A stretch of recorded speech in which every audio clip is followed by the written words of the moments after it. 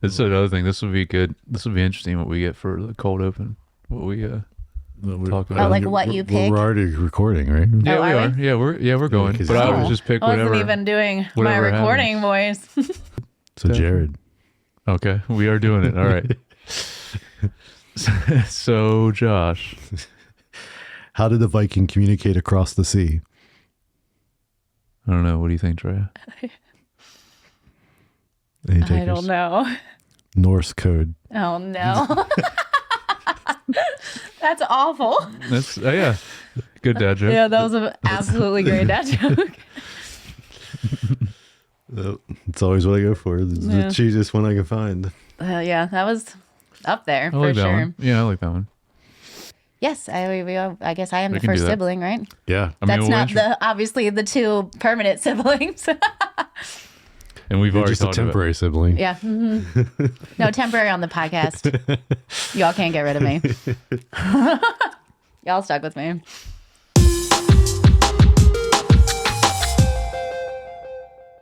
Hey, welcome back to Screen Time Film, a podcast where we discuss a director and his filmography, he or she's filmography, in a chronological order. We're currently on the third film of Robert Eggers. And you know, Jared, you must choose between kindness for your kin and the hatred for the podcast. Right. So, my name is Josh, and this is my co-host, Jared. Josh, I see you are no longer afraid of a woman's blood. Oh, yeah. And today we have our guest, Andrea. Hi, I go by Drea, Drea, and it is women that know the mysteries of men. Yes. Very good. Mm-hmm. I know it's weird. You said Andrea. Yeah, sorry. but I mean, technically my name. It is. But only my father Drea. calls me that. Drea. Yeah. Or our father, I guess I should I'm say. saying, did it sound like you were in trouble? Did you feel like you were in trouble No, hearing because Andrea? he always says it, and does, it's, he and does. I'm not normally in trouble. I was never really Nah, in that's trouble true, with him. yeah. So it would be like Andrea Noel would be me being in trouble, Right. and that The would first and definitely middle be name is mother. when you get scared. Yes, and that would be our mother calling I was for just, us. just met a Joshua the other day, Yeah. and I was like, yeah, I don't really go by that. It was only when my mom was mad at me. Yeah, no, Yes. and it's not like when like you become an adult, like going from like Joshy to Josh or something. You know, like Joshua was very formal. Yes. Yeah. But those, just for the listeners and viewers, this is one of our other siblings. Yes. One and only sister. Yep. We've mentioned you a few times now. I'm We sure talked you've come about, out. yeah, I'm we sure. talked about, I'm sure. we talked about getting you on, and so it's awesome that I'm you're on here here now. now. Yeah. And you'll We be picked a on. very random one for me to be on. Yeah. And, we'll see how it goes. We'll see if it lets you on again. Yeah, we'll see. We'll see if I want to come back. I mean, Say, yeah, you might want to, yeah. When this is done, I don't know. We'll see how. yeah, we'll see. Yeah. All right. Well, today we are going to be discussing The Northman. This film came out in 2022, rated R, 2 hours and 17 minutes. A young Viking prince is on a quest to avenge his father's murder. Directed by Robert Eggers. Writers, Sean and Robert Eggers. Oh, Well, I yeah. didn't know he wrote it also. Interesting. Cinematographer again is Jaron Blaschke, Blaschke. I think it is. Blaschke. We were trying to figure out the pronunciation of that. Composers too, Robin Carolyn and Sebastian Gainsborough. Yeah. Yeah, there's two on this one. All right, Jared. Don't look. Oh, I didn't see it. We're closer today. Like for some. I know. We all scooched in. We- What's scooched your in a estimate for the production cost? Well, Drea, do you know? No, I don't Okay, know, and so I have you wanna make a guess? no absolute. I have no Just- idea because it's not something I normally That's okay. You can have do an a, idea of. or I'll go and then you can make a guess. What did we also. decide Okay. last week? Was Blake guessed last week and you guessed, and we were doing Price is Right. Price I was is gonna say Right. I'll do prices right, so I'll either do Yeah, under but it or wasn't over. fair last time It was- because he was so close, but he went over. Oh, So yeah, I that's not technically fair. won. Yeah. Yeah. So if you're doing really it real just- prices right, where you don't want to go over. Yeah. So, but whoever's the closest, we'll just go with whoever's closest. I mean, my guess, I did write it down. What did I have? Because I know like this had to have been a lot more than the other two, because the other two were very good. We talked about budget wise, like 4 or 5 million, which is amazing. Oh wow, that's really low. Yeah. So this one I went way higher. So 70, I'm going to say. Okay. I mean, I know for sure there had to be a lot of money in this because of just, I mean, costumes and it being a time period piece where you're in, Scotland or wherever, all of the different But it's a lot more locations too, yeah. and like they move around. Yeah. So, I don't know. The other thing that I thought was crazy is like how much wind there was, which just like to compete like with the wind for sound is just something that I randomly had a thought about. But I guess I'll say we'll go under the 70 because since the other ones were so low. So what? So I'll just what number do you think? How much lower than like, 70? Let's say 55 then. 55 million. Okay. So Jared got it on the nose. Oh, 70 million. wow. Oh, did I? Yes. Oh, okay. I That's was not crazy expecting to be. I promise I did not, because I wrote this down beforehand. Because normally I got to go off the dome when you ask me. But wow, all right. Yeah. It's just crazy to go from like spending 5 million to spending 70 million. Yeah. Like that's a crazy jump in budgets. Because the other two films, I don't think you've seen them, Drea, but they're very contained, like in like one spot. They're one spot, and then they're like only a handful, and like even though they were handful technically of period characters. pieces. Like cast is low and then so then there's not like all of because like dressing all of the extras in this like with all of the fur and all of the different I mean obviously I'm in fashion, so I'm going to speak a ton on like the costumes and stuff because that's something I noticed you guys don't talk much about like that. No, and I we was talk like about our that's strong something suits. that needs to be brought in for sure is like the costume because that's a agree. huge part and I mean in some of the movies that's a huge draw. I mean, what movie was it? The one with Ryan Gosling in it that I love. That La La Land. no, the one where he's with Crazy Stupid Love. yes, Yeah. where like the fashion, especially the men's fashion, is the main focus of the entire movie. Yes. And so movie's that one like it's for it not being about fashion, it is like the fashion and it is insane. Yes. Well, we'll say because I don't think we've mentioned it in a while. Like Josh is actually a director and cinematographer, so that's why he talks about it a lot. And I write music, so that's why I always talk about the score in the films we do. Andrea is going to now her expertise is fashion, and clothing and design. So that's it's definitely an interesting aspect to, especially for this movie because it's a time period. I agree. Yeah. Yeah. Well, we'll look forward to getting your insights on that. I have no notes on that. It's going to be on the fly. Yeah, but That's fine. That's right. Cool. So yeah, this cast is a little bit bigger than his first two films. Yeah, that's another reason of why course, I figured. some bigger names Budget. in there as well. Yeah. So we got Alexander Skarsgård, it's my dude. Nicole Trace. Kidman, Claes Bang, Yes. Ethan Hawke, Yes, Ethan. Anya Taylor-Joy, My girl. Yeah, I was like, Jared's girl. Gustav Linda something, I don't know, Elliot Rose, William Dafoe. Willem Dafoe, yes. Yeah. Very, very short. Yeah, or very Small parts. brief. Yeah, very in brief this parts, one. but yeah. All right, so thoughts. I feel like I've been starting all of these off. Well, that's because, no, we could, Drea. she had not seen this movie before. And so like, general overall thoughts. What did you think of this It movie? was one of the best done Viking movies, I think. Yeah. And definitely once we dive into the religious aspect of it, because that's what I got like super nerdy about after we watched the movie. The guy that did the dissertation that I watched on YouTube about it, like there's a lot of different drawings from a lot of different books, and there's a nod to Shakespeare, and there's a lot of very interesting things about that. So I don't think as much of the religious aspects got like, I guess, researched and like put into it as this movie specifically. To me, the whole drive was the religious like aspect of it. It was their religion, it was what was tied to his fate, and it's what drove the whole movie. And so I found that to be interesting, and I don't think that that's normally the main background of a Viking movie.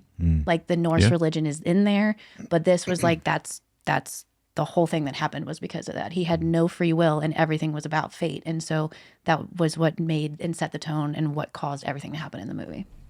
For sure. And so I think that's a different thing that he brought to the movie. Or did he? He had no free will, huh? Well, their religion takes free will out of it because everything is tied to fate. Mm-hmm.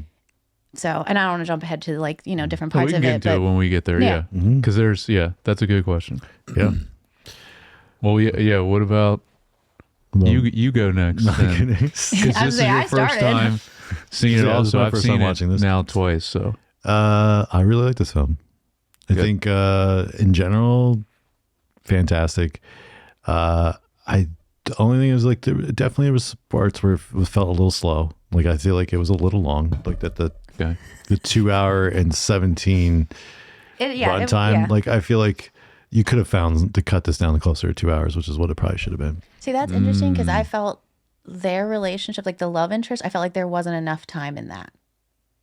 Like I felt like it was a strain for me to believe they were as in love as they were because they barely were together in the entire movie. So that was hard for me. I see what I see what you're saying, but also for me it didn't bother me because I think I looked at it a different way, but Probably. like I think it was more like they came together because it wasn't as much love as I think they felt like it was like fate's brought them together. Again, though, that plays into fate. It's not free will. You're like, oh, this is my person. It doesn't matter that I don't barely know them. They also had a common goal. They did, and she had his back, and there's a lot played into that. And also, people didn't live very long back then, and you maybe didn't need to know everyone very well. There's a lot of different things that play into that. But for me, I do feel like the movie was long, and that there wasn't very much about their relationship in it, which wasn't the main part of the story, and I get that. But for me, it was hard. It was like, oh, we met, and oh, we're doing this thing, and then it's like, oh, we're banging in the woods and we're in love. And I was like, okay. I mean, you know. It did escalate to that pretty very quick. quickly. Yes. Well, as soon as they got permission. Yeah. He probably would have done sooner if it hadn't. That's fair. I mean, he's a Viking. You do need permission when you're a Viking. Yeah. Well, because he was a slave. Yeah, but was he a slave? Like he made himself into a slave. Right. He was a volunteer slave, and then he pulled himself back but out once of it. he was in there, like they kind of, he had to play the part. They did in some aspects of it. So yeah. he was not making those kind of moves until they gave him the permission. Also, if you watched the religious aspect of it that I was going deep diving on, they did that fertility dance is before they end up hooking up in the woods, and so all of the slaves hook up that night. Yep. So it was just like that's what you did, and so the relationship that they had didn't necessarily matter. It was a separate thing. Yeah. Almost, maybe, I don't know. That makes sense. Yeah. Yeah. Well, I'll say, Your thoughts? I've seen this 2 times now. I really loved it the first time watching it, but I wanted to say shout out to the attention to detail with the sets and time period in this, which he's always does a very good job with the other movies as well. And you can really feel the craft in this film, I think, and it feels really huge in scope, which I like also. That's another reason why I guess like a lot higher budget wise, just because there's a lot of areas that they go to. Yes. But it also at the same time, the story though feels very contained and focused, even though we have this huge scope of like what's going on. So I love that contrast to it as well. Watching it, especially this time, I noticed it. And yeah, so I really love this movie. We watched it together, Jared and I. Yes, we did. So to that point, like I think it's because there's very, very few scenes you see that don't have him in it. Yes. Yeah. So like it's so focused on either like, as a child or there's as no Alexander's like side. father. There's no side. There's no side quests. Side characters and things going on.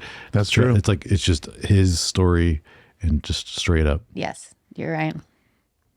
Yeah. I didn't think about that, but yeah. I mean, even like in the tiny little bits of that you see, like of just her or whatever, she's doing something for his fate. Yes.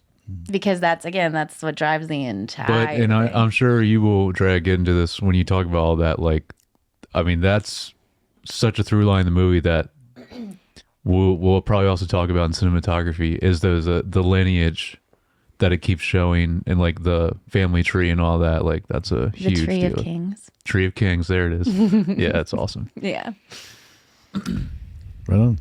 All right. Well, let's get into story notes. So I just want to call out what I noticed last film.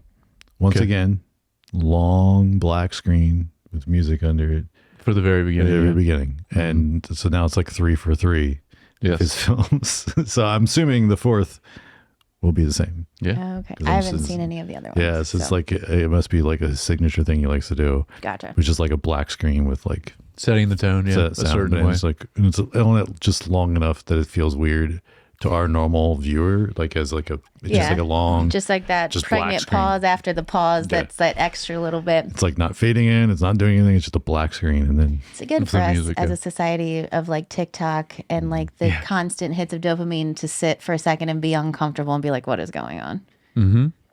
I dig Oh it. yeah, I especially dig yeah, it for way sure. more now. Yeah. I wanted to talk about because I saw an interview with Robert Eggers, and this is the first movie that he apparently didn't have final cut of, Oh. and I want to see a director's cut of this. Interesting. From him. That's very who had the final interesting. cut? A producer Yeah. Oh, he just said that or the studio? and there was a lot. Yeah, the studio, and there was a lot of test screenings for this. And I guess because they gave him such a bigger budget, maybe that's also why. Maybe that was part of the deal. yeah, But I'm it was just a big jump to go from like Yeah, yes, that's 5 million to yeah. huge jump. So I'm curious if he ever would do I would love to see a director's cut. yeah. So I'm assuming that was probably part of the deal. So they're like, we'll give you all this money, but like we are going to have more control over the final Yeah. product. Which I mean, that's normally how it goes, right? Yeah, and they trade money for something. There's you trade either the freedom or more money. I was gonna say freedom, time. Yeah. Yep. Or You're money. trading it for some money is always being traded for something. Yes. Yeah. Yeah. I just put a note. I knew it was his brother. Like as soon as What do he you started mean? getting attacked, I was like, "It's his brother." Oh, immediately when Yeah. they came out Oh, of like yeah. the coming of age ceremony thing. Yeah. I think I was still so trying to wrap my head around what happened in the cave, Yeah. which obviously I have like 1 million notes about that. So once we get down into that part, but like him coming out and being attacked, I was like, didn't he literally just swear to avenge his father? And like he's being murdered like 3 seconds later. Mm-hmm. So I was still kind of like, oh, this is happening. And then of course my initial reaction is this, how is this man still standing? Yeah, there are many things. As many things. And I think that just goes to show you like how strong those men were. It's like fighting like 30-minute ones, just one Viking man. Like, and they do a good job with like how they cast them in, like Alexander Skarsgård being one of the largest men, just, And he did a lot to prepare. and he was for so this. big. And I mean, like, shout out because he looked good.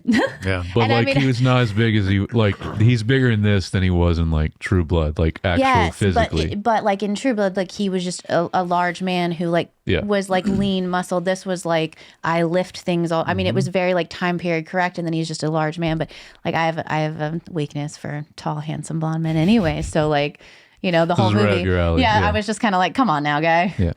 That was probably the reason why you're like, oh, I'll go on this pod. Yeah, I was like, I mean, I'll watch this you're interested in movie. this movie, yeah. I'll watch Alexander Skarsgård kill people all day. I mean, but that was just one of the selling points. But then you got a whole lot more out of it. oh too, yeah. Well, which then I is just great. got super nerdy. Yeah, it's and awesome.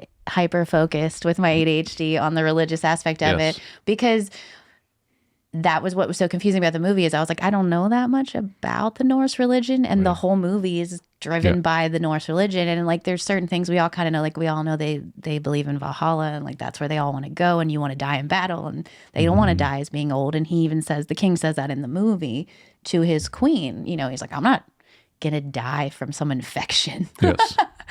And I get it. I mean, even nowadays, modern times, most grumpy old men don't want to die of being grumpy old men. They did amazing things in their lives, and but that's something that like, yeah, it's to die in battle is like it's such a high honor, and that's what they all want to do. And to grow old is an interesting thing because it shows how good of a craft you were at fighting if you manage to get that old and yet they don't want to, and so that's an interesting thing too in itself. Yeah. So it's like contradicting. It's like Yeah. you want to fight but you don't want to survive it forever, just long enough. Yes. Well, do you want to? I mean, my note about the ceremony, the coming of age ceremony, I had some notes in cinematography, but not so much in the story. Oh, So did you want to? I mean, Yeah, you want to dive we into can like your... I don't know if you want to do it like chronologically through the movie, how you guys normally do it. You jump all over the place. We can jump over because I mean, I only have a couple overall notes anyways. Okay, So- my overall notes are very like slim. One was just how are the fires being vented? All the fires just built in the middle of the room. I mean, this is me. Like, I'm a huge like pyromaniac girl, and I Yes. play with fire, and I have a wood stove, and like you There's no can't just venting. light a fire in the middle of a room That's a good point. and not yeah. die. They don't really eventually. show they used to the- do it. There's though. they show because I was like, okay, do they Do have they show holes in the this? ceiling? Like, is it like Right. a house built kind of like a teepee where it vents out the top? They've shown a probably. couple times, like they expand out a couple times, and you can't quite see the roof, but I don't know. It's very confusing to me, and that's one thing I would love to like find out if that was like an accurate time period thing, or if they were like, this looks cool, because it does look cool, and for a normal person that's not me, you're never gonna think twice about it. I thought about it like towards the end of the movie when he was like when they're in the village there, the final village, you know, where, and he was like walking through, and there was like where he walked through like a space, and there was like multiple little rooms in that one And there's house, just and little- so each one has a fire, and I was like, in the middle I of was the like, room. that can't be safe. Yeah. Like, It's not even like not safe, like obviously like falling in and other things, but like there's no ventilation. It's not being drawn anywhere. There's no fans. There's no nothing that's like, hey, this is where it goes out. I'm sure they do. And they're real fires. Because I know they used to Oh, do it's that. definitely yeah. It's a real fire. So Yeah. like the room itself is not filled with smoke if these are real fires that they're burning. So it's it was just something that I was like, the whole movie I was kind of like, this is a weird offshoot thing, but I'm like, how are these fires being vented? It's a good point. Well, yeah. I mean, for filming purposes, they could just have like no roof, but like. They could, yes. But you mean like in real life? In when they used real to do that, life, they used to do I mean, that. it's so time period correct for stuff that's just a random thing to just that's throw why. Yeah, in no, there. that's a good point because he is so good at that with the other movies too. Well, I think it is time period accurate. Yes. Yeah, And they used so to it's do more that. of just So that how did they logistically, how not they- fill up Logistically, its yeah. smoke, and how did they stay warm when all of the heat rises to the so ceiling what and are goes? the logistics of this film? That's what we need to Is get what to we the need bottom. to know. of. Yes, Yeah. to get to the bottom of it. So did you want to talk about so the coming of age start- stuff? okay, so the coming of age thing. Yeah, if you got, Yes. I mean, yeah. So as the coming of age thing, obviously, like they imply heavily, like that it's like a wolf is like kind of like their spirit animal, and that's what like they're trying to embody. I also found it interesting that like his father brings him down into the ground like it's a death of his adolescence, and then they're reborn again as they come back out of it, which is very close to the Christian baptism and the way that we do that as well. And I found that to be very interesting as like my first note of like watching them, like they just keep going further down. Like they go into the temple and then they just go further down until they're like down in the ground, and then they come back up, and he's an adult then, and he's the king then basically because his dad dies immediately after that. Yeah, just pretty much after, yeah. Yeah. And then they were howling and barking when they're Yeah. down there, and they even crawled like it was like a hole that was almost like you had to crawl through. Yeah, they had to crawl through. It wasn't super big, and then they just kept going deeper and deeper. Yeah. So the other thing I noticed is just how fast everything they say back and forth goes in that. When I only got to where the king got murdered when I tried to watch it the second time, because I had done so much of the YouTube videos of like learning about the religion. So, but I did get to watch the coming of age again after knowing everything that was going on in it. So that was a really interesting part. But all of the comments that they do back and forth are really fast. Yes. But he says, you're going to be wise enough to play the fool. And that's like this, the priest or whatever he was saying to Alexander Skarsgård. And that was foreshadowing him needing to become a slave to gain access to his uncle. And so I thought that was interesting. There's a ton of foreshadowing in all of the stuff he does, because again, it's all tied to fate. So he ends up doing everything that they say is going to happen because he follows the fate line of like what he's told he has to do. Yeah. Other things that I found interesting was when you first come into the temple, they show Odin, which is the god that the king and Alexander Skarsgård worship, which the uncle worships a different god. Yes. And he's called Freyr, I believe is Yeah. how you pronounce it.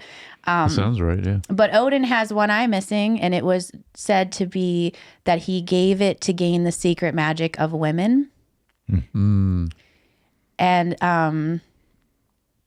the priest guy says to Alexander Skarsgård as a child, he says, "Never seek the secret of women, but heed them always." Yeah. And he says that to the child, and that explains why he's so open to letting his love interest in as far as part of like helping him with everything is because of that was part of what it was told to him. So it was also interesting that the Viking women's magic is connected to the threads of fate, and they were called cider. I don't know. It's SEIDR. They're not seers. It's not seers. It's not seers because there's a D in it, but it's shown throughout the movie, and there's shots of spinning wool and spinning threads throughout the movie that only women are ever touching. If you notice, it's very interesting. So like his mom, when the king comes home, when she's first talking to him, she's like spinning thread and stuff too. So there's a lot of things that like interplay in as far as the religion stuff. Also, when the king first comes home in the beginning, if you see his shield that's on his back when he's riding the horse, he has ravens on there. And Odin is known to have had 2 ravens. One was named Thought and one was named Memory. And I thought that was really interesting too. I knew about the 2 ravens, but I didn't know those names. That's cool. Yeah, Thought and Memory are very cool names for it. And obviously, like, it plays into everything. So I thought that was cool. What else did I have about? See, now I think the rest of it, that all jumps to when he sees the second priest. And so does that. Okay. Oh, yeah. So I think that's most of what I had as far as of when they were doing the coming of age stuff. I don't, I'm trying to think timeline wise when this happens, because you might have a note about it too, but I wanted to mention the initial Slavic village raid because that was such a sick scene. Oh yeah. Again, I mean, I mostly have that under cinematography. I figured he had it under cinematography. Well, okay. No, yeah. So I figured we'd talk about it then. We could talk about that then, yeah. I mean, I just love the way it starts with him literally catching the spear. Oh yeah. So And my comment on that is I was just like, huh. As a woman, I was like, okay, buddy. Excited, yeah. But it was like the equivalent of like when you're dating a guy and he just like dominates in some sport everyone else, and you're just like, okay, you're clearly this was the sport different specimen of men than most men, and that's kind of what. But it was but that was apparently like very, very common for them to do. That was a very specific move that they did a lot. The catching. Yeah, like the Vikings. Yeah, that was part of on the YouTube videos that I was watching. They were talking about. Yeah, it was sick. But it was Someone very actually fluid. can do that in real life. I know. It was a very fluid motion that he did it in. It was very impressive. Yeah. Very. Yeah. So, I mean, I kind of thought it was just in general, the story is like, just your classic revenge plot. Yes. So, but, with some twists.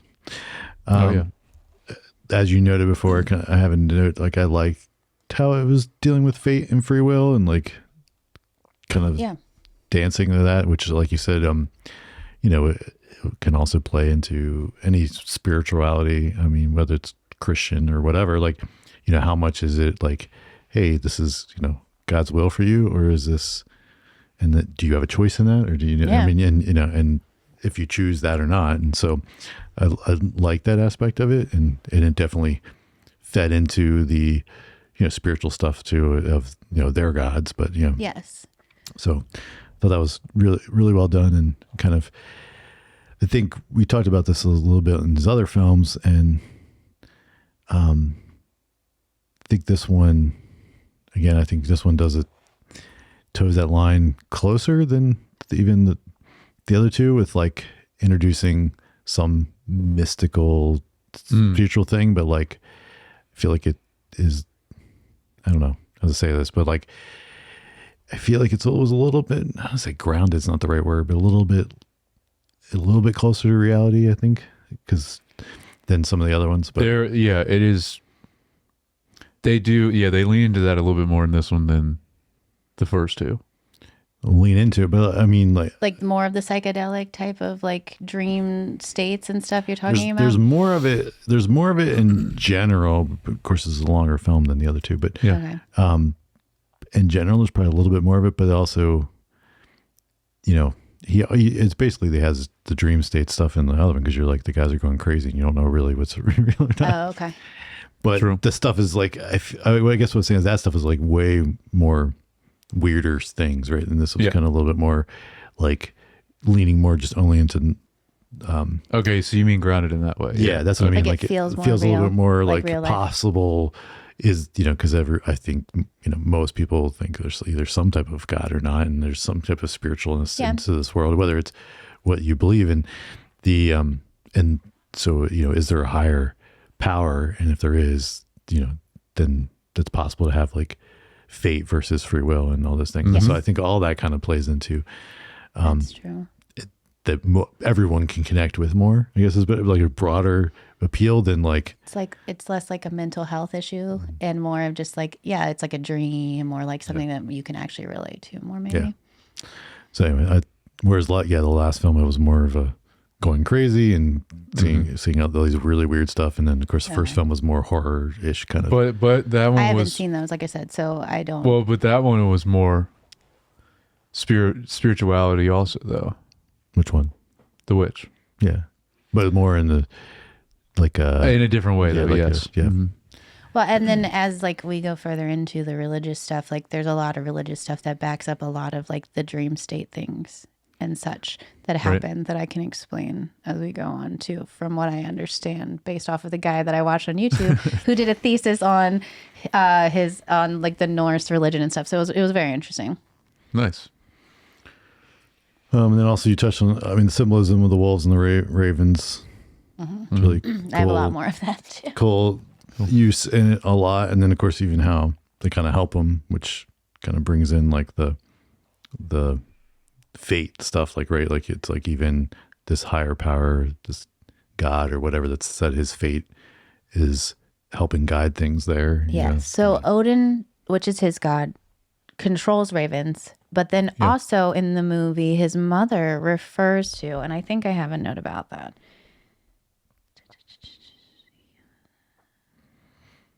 I don't know if I can find it, but his mother refers to him having a raven spirit guide, which is the king. So it's also referred to as his father. Yeah. But at one point when he is tied up and the ravens get him down, the guy on the YouTube channel spoke about that being Odin's Valkyries taking him. Right. Which we do see. And then that's why he dreams about him being taken by a Valkyrie to Valhalla, or Valhall is what they call it, I think, in the movie. But so that's interesting. And so you're like, when you first watch it, you're like, oh, is it that it was just her on a horse taking him? And so he like gets it confused because he's really injured and has lost a bunch of blood. So I think sometimes like the mix mash of dream state and him like being so beat up and loss of blood and stuff kind of mixes stuff together some. So Definitely. but I thought that was interesting that it was Odin's Valkyries as the ravens helping that's him, sick. and I thought that was cool Yeah. for sure. Yeah, especially whenever they free him from the Yep. ropes, and you're like, Yeah. Yeah, you're like, wow, that would be helpful in a situation. Just have a bunch of birds be like, hey, well, isn't that what is it like Snow White and Cinderella? They have. that's true. When I had a bird stuck in my house, my son kept calling me a Disney princess, and I was like, that's not funny. And I was like, That if it actually helped is me pretty get funny, dressed, though. if it helped me get dressed and clean, it would be fine. True. But it just poops everywhere. So Not the same. Not quite the same Not Disney quite. story. it's kind of the same thing as when mice get in. It's not really quite the same as Cinderella. They're not building me dresses. Yeah. That would be cool if that happened. They're again just pooping on everything. So.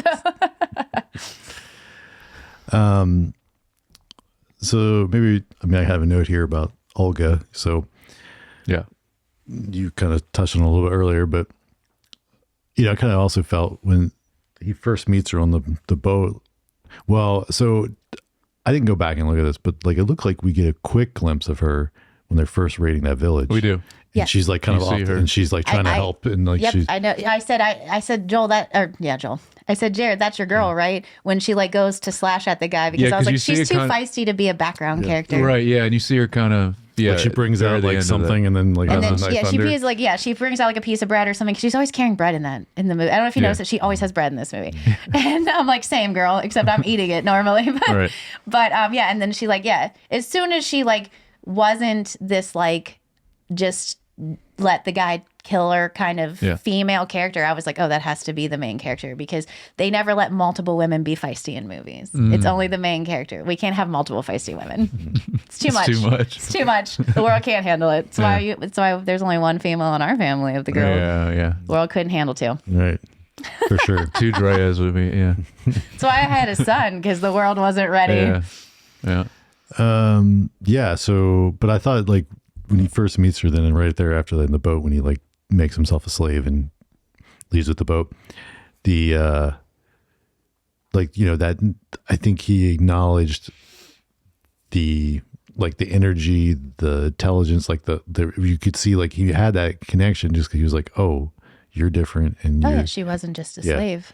and you're smart. You're blah, She's blah, blah. cunning. And that was the quote that I wanted to do, but I didn't get to go back and look at, is when they're Oh, yeah, walking when- into the village, and he says that he talks about his brawn and how he's going to take over. And she says something about being cunning and how she controls men. No, she says something Oh, more yes. like you're Brute break, strength. you're able to break bones.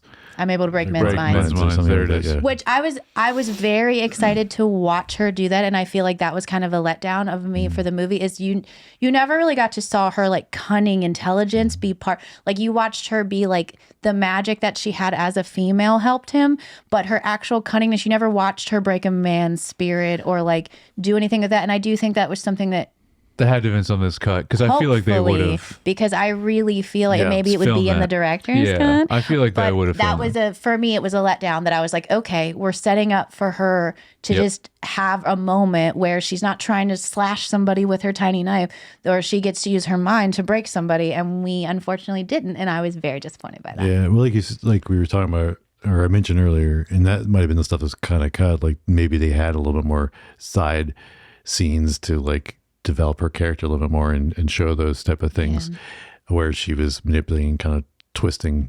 Well, you could- still but- see that But you do, some. I mean, Not- like not with really. the blood, with the blood what I'm saying, stuff, like, but like yeah. she had like, yes, but that was an opportunity of, she had like 4 days where that worked for her, like in a Unless month. she was so faking like, it unless she was faking it, which yes, as, that's as like a yes, clever as thing. an actual clever. But I just, that didn't break his mind. He was kind of like, oh, gross, I'll come back tomorrow. Like that wasn't like, no, but I mean later when she does talk to him about that. like when she says, Yes. I see that you no longer Yeah, fear. like that really gets in his head. Yeah, that's true. And that's fair. But I still don't feel like we watched her break No, a man, no, which is what we I didn't. thought we were going to actually like her overcome and deal with a situation and fully deal with it, Mm-hmm. where she just pushed him off a day with anything that she. And I mean, and maybe that's all. I mean, maybe it's more time period correct. Like women, I mean, obviously women are treated horribly in this movie. Yeah. You know, we have the slave woman that gets to go to Valhalla with the prince because she just happens to be the one they picked to kill and put on the, you know. Oh, the sacrifice. Yeah. Yeah. Yeah. So, and then obviously the queen, you originally think that she has been enslaved the second time around, which she was enslaved the first time around, technically, according to her, anyways. Well, yeah, that is my next and that's a note. plot twist. If for we sure. want to, I don't know if you guys have notes about that, because that was going to be my next thing, is like when he finally does see his mom again and that whole confrontation. yeah. I mean, Okay. that is kind of my next note 'Cause that is a after huge- I don't have Olga. written notes, but yes, That is a I have huge notes scene, on that. Yeah. But like, yeah, I think the setup was that she was on par with him, where his strength, she was the intelligence and cleverness. For the uncle, when she was married to the uncle? No, or you're I'm talking about talking Olga? about Olga. Okay. And I think that's why, and he saw that in her, and I think that's why he felt like, hey, we're in a match. And like Jared said, they have a common goal. Well, and then again, he had the priest guy from his thing already tell him, like, you use women Yep. to further, like, so that's part of their religion, whereas the uncle doesn't have that as part of his religion. But then, like I said, I don't think they really got to use. It was like, oh, she made some psychedelics and Yeah, she in a grew some soup. mushrooms Yeah, and yeah. put it in a soup. Like, yeah. Like, yes, her magic was part of it, and because that's definitely her magic, the ground magic or whatever she called it when after they got pregnant. Yeah. So, but like, yeah, I would have liked to have more of just her, I think. And I think I agree. it would be a good.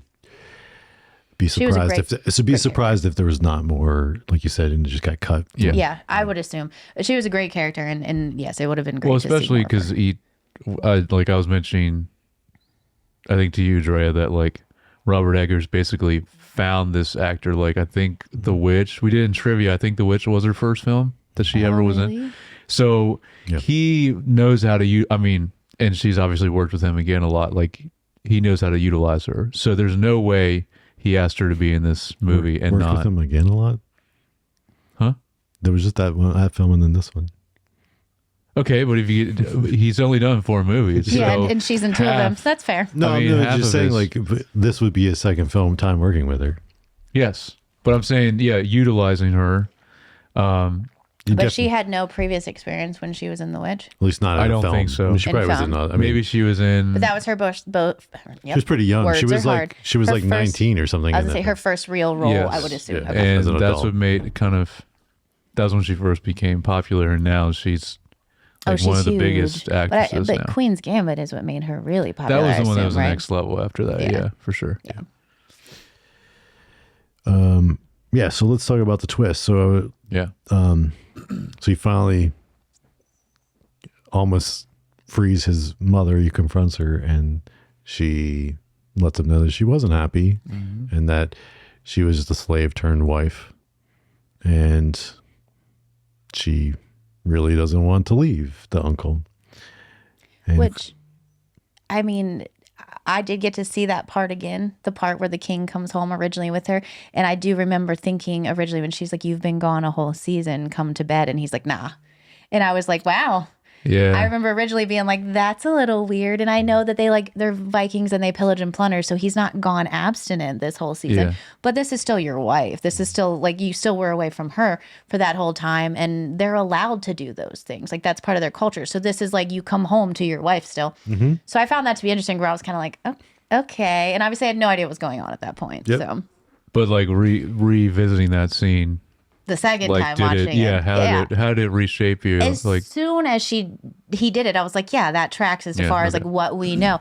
And then obviously when the jester jests in the beginning Dafoe, yeah. and like watching the whole thing where they've come in and all she keeps asking about is his brother, the king's brother. Mm-hmm. And originally I thought it was weird. And then I was like, well, maybe it's like he's like the second in command and he's not there. But watching it again, knowing everything, I'm like, you're playing a heavy hand, lady, on him not figuring out this at this point. Because the Yeah. only interaction you have is that small scene where she's talking about him the whole time, the uncle the whole time. Yes, yep. And then the court jester's like, oh, she gets whatever he says about her, where he's like, she lets other men or whatever.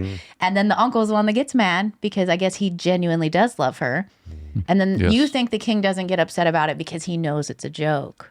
But I think also you know that he just doesn't care. yeah. No. Well, he I About mean, he her. thinks of it as a joke as well. Yes. He even says that. He's like, oh, we just keep him around. Right. He's like, he's a really good friend, and that's what he's for. Because I guess at that point, like, the jesters were like a newer thing. It wasn't necessarily like everyone had a jester. A court jester was like commonly known of. He was like, it's yeah, I in don't jest. know in that time period. And I didn't guess look it that up. Yeah. I'm not sure. But there is a really interesting thing, and I mentioned it before the podcast, and that's when I was like, we have to stop talking about this, so it's on the podcast. Oh, But so the jester's in the beginning, and he says this joke that you're like, okay, it's a joke because that's what the king says, and you don't know anything else is going on. But then later you find out it to be true. And so as far as like the religious aspect of it, you learn that that jester is a prophet. He has the like he's prophetic. So when he later is in the other cave with the other priest guy and he has the jester's head, Yes. he asks him for the future, and then he again prophesies what's going to happen. So that's very interesting, and that's also the nod to Shakespeare that the guy said is in the movie, is that in Shakespeare, I can't remember which, because he said there's a couple things about Hamlet. Okay. And I it's can't a remember if fun- it was in Hamlet, but there's a skull Oh, of the someone skull, in yeah, Hamlet that is a he big deal with talks Hamlet. to, I don't know, and it's somebody who's dead, and it was like a nod to that, and how Okay. it was very interesting. Nice. That aspect of it that I thought was cool, because obviously there's a lot of like crows and bird stuff in Oh yeah, Shakespeare stuff as well. Yeah. So for sure. Yeah, so I think the revenge, like the what I was gonna say is like the revenge plot. Traditionally, there's like honor in the person you're revenging, and then like this kind of throws that twist in there of like, well, maybe, and he kind of was like, well, maybe my father wasn't a good man, but or like who I thought he was, Yeah, at it least, was. obviously. But I don't know that how much that matters in the end, because he did a blood oath pledge that he would avenge him. And again, that's the whole fate thing. That's what I was gonna. Yeah, I think either way, this is his fate. He basically, and he's like you said, he made the oath regardless, and then either way, he recounts and the it's still honorable his person. blood, and the man's blood is the only one that matters. Though, like him, even like it's only because it's his mom. Like they didn't care about women really. Yeah. And then how many times in the movie does he actually, he keeps saying that over and over again at different points. Oh yeah, it's his mantra. Right. He has a whole mantra Yes. about it. Yeah, and yeah, it's like, and anytime he gets visited by anything, because I have a whole thing on the second time he gets the Slavic witch, when the Slavic witch shows up. So that's right after he's been enslaved and he's on his uncle's property. And he goes somewhere, I can't remember. He enters a room of some sort, and there's this Slavic witch. Yes. And she's wearing a head of wheat, which they say that the Slavic witches are the ones who weave the fate. So that's why she's holding the spindle, and she has like the thread, because it's all part of it. And then it says that the head of wheat represents fertility, which I thought was interesting. Also, I think this is the one, because I saw it in the cast. I think this is played by Bjork, which is awesome. Yes, it was. Yep, it was played by Bjork. Yep. Awesome. Yep. That was something the guy said when I was sick. watching it. That they the got YouTube her channel. to be in this. Oh, Because she I don't was really great. know if she's done anything else. Did like they film with this films. in Iceland? I don't know where they filmed it. Well, that's another question. And when we get to trivia, I'm like, I wonder where all day. Yeah, because if they filmed in Iceland, evidently there's only like 300,000 people in Iceland or something. So they had to use Bjork. And, like, she's like one of three she's famous probably the people. biggest, in yeah. Iceland. They're like, who's the famous woman in she's probably Iceland? one of the biggest. Yeah. That's funny. I And didn't think about she that. just is there. I mean, like, because I know the reason I know that is, I mean, this is like side jump, but like Severance was talking about it, and they right. filmed with the guy, did one scene the guy there. who plays Drummond. Oh yes, he's from there, and like reason Ben Stiller knows him is because they did a different film that they filmed there, and they were like, yeah, just Bjork was at a rap party because there's only like 300,000 why people in the not? whole place. So why would she? Yeah. Yeah, but he says funny. Bjork the right way, the guy that's from Iceland, and it's like Yeah, It's really kind of like It's me not pronouncing Bjork, any yeah, of the yeah. gods and everything. Yeah. I know I'm saying it all wrong. Anyway, Anyway, that was it's just a cool. side thing. That's the only reason I was like, Yeah. oh, there's like nobody. I mean, it's like not that many people. But regardless of, because I don't know if she's ever been in any other movies, but like, yeah, I guess you're right. Probably even now, she's one of the biggest people in Iceland. Probably. Yeah. One thing I forgot when he goes to get the sword, Oh yeah. and there's like, Well, we haven't got there yet, because that's well, right after kinda, she yeah. sends him I mean, to we go kinda- get the we're sword. just jumping right? around a Yeah. little bit, so because we've talked about some other stuff that's later, but yeah. But you're right. Like she's the one, the reason he goes to Yeah. look for the sword but that scene just felt so much like a video game. Yes, it did. Oh, Like, really? and fighting a boss. Yeah, like as soon as he pulls it, I and didn't think about the thing that at comes all. alive, and you're like, this is like straight out of like Zelda or something, where you're like That's trying great. to take the thing. I didn't think And about then, that at all. It was an interesting effect of like what happened though. Like after he wins, and it kind of like pans over, and it's like there. So Right. it's almost Did like you think this was had Yeah, I would going like into to, it, because did you I have think- obviously a ton of thoughts on this, because I know about the religion and stuff aspect of it. So I love to, like, what did you think when it was going on? What did you think was going on when he was fighting this like zombie thing? Yeah. Well, at first I thought it was like really happening, but then when they panned over, because like he goes up to it, pulls it, and it comes alive, right? Yep. But then when the way it panned over and kind of let them like disappear, and then I was like, oh, this was like more like a spiritual fight, and then in reality he won the spiritual fight, and then he's able to actually take the physical thing. Oh, That's interesting. how I interpreted it. When I first saw it, I was like, what did I miss? How did this guy come to life? Because I felt like I was missing stuff the whole time, just because it was like I watched it once and I didn't understand a lot of the religious stuff. And so I was like, what is Well, I think it's going purposely on? supposed to be like out of place, because like Yes. it didn't seem like it was going to be that heightened of a thing where in the movie where it's like, oh, now we just have these zombie skeletons. Like it doesn't make sense. But yeah, then the spiritual aspect to it, and obviously of what actually played out, like that's Well, that makes afterwards, way I was more like, sense. okay, so it was like Yeah. a dream. He was thinking about what could happen, because he's always ready to fight. He's always on Yeah. guard. He's always got people like ready to kill him and stuff. And so I was thinking it was that. But then when I was learning about it, they said when he goes to retrieve the sword, the guy holding it, the corpse, he's sitting upright. And then the Norse belief is a sure sign that they will come back to life as a zombie. The other thing is, if you notice when he drops down into it, it's almost like a ship. Yeah, like you can tell there's like it was a ship.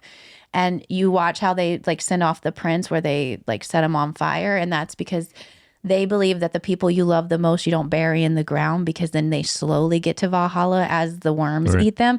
Whereas this is them going all at once when you burn them. So I thought that was interesting. So that's why they set him on fire. Okay. But the other religion. I just thought it because it looked cool.